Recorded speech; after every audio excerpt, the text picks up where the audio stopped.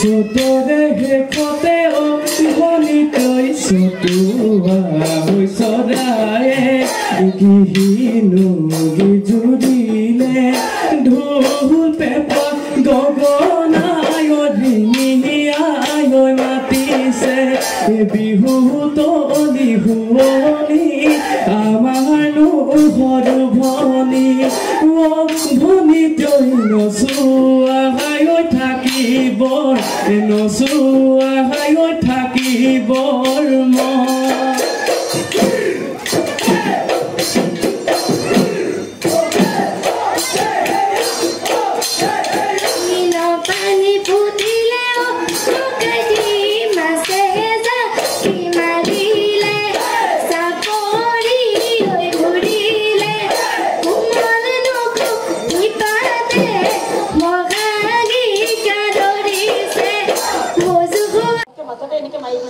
আমি ময়ূৰধ্বজ সমন্বয় সংস্কৃতি বিকাশ কেন্দ্ৰৰ আৰু সদৌ অসম কোচ ৰাজবংশী শিৱসাগৰ জিলাৰ ছাত্ৰ সন্থা উদ্যোগত সমূহ স্থানীয় ৰাইজৰ সহযোগত আমি নাজিৰা নাওহলীয়া গাঁৱৰ ৰংগমঞ্চ প্ৰাংগণত আমি এদিনীয়া কাৰ্যসূচীৰে বহাগী উৎসৱ আয়োজন কৰিছিলোঁ।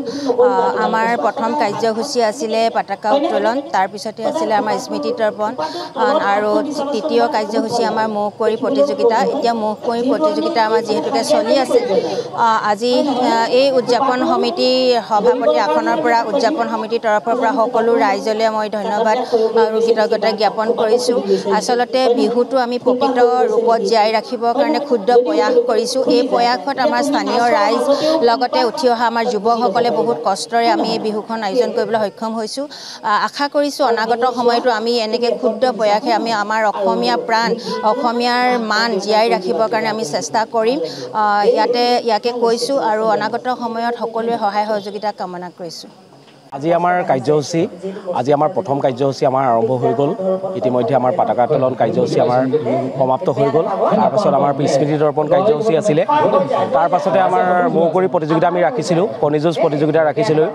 ইতিমধ্যে আমাৰ কণী যুঁজ প্ৰতিযোগিতা সমাপ্ত হৈ গৈছে সুন্দৰভাৱে। তাত আমাৰ বিজয়ী হৈছে আমাৰ মই বিশেষ নামটো পাহৰিছোঁ, কিন্তু আমাৰ ওচৰৰে শিৱসাগৰ জিলাৰ দিখৌমুখৰ এজন বিজয়ী হৈছে বুলি মই কথাষাৰ জানিব পাৰিছোঁ উদযাপন সমিতিৰ পৰা।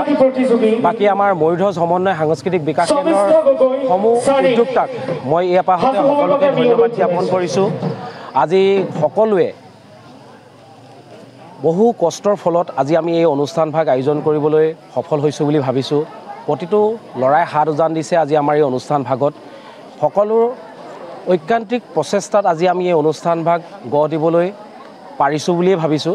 গতিকে আমি সকলো ৰাইজৰ সম্পূৰ্ণ সহায় সহযোগিতা বিচাৰিছোঁ। ইয়াৰ পাছতে আমাৰ কাৰ্যসূচী আৰম্ভ হ'ব।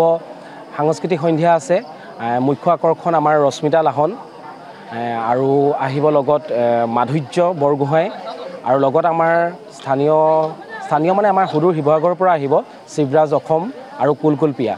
গতিকে আমি সকলো ৰাইজৰ সহায় সহযোগিতা একান্তই কামনা কৰিছোঁ। ধন্যবাদ।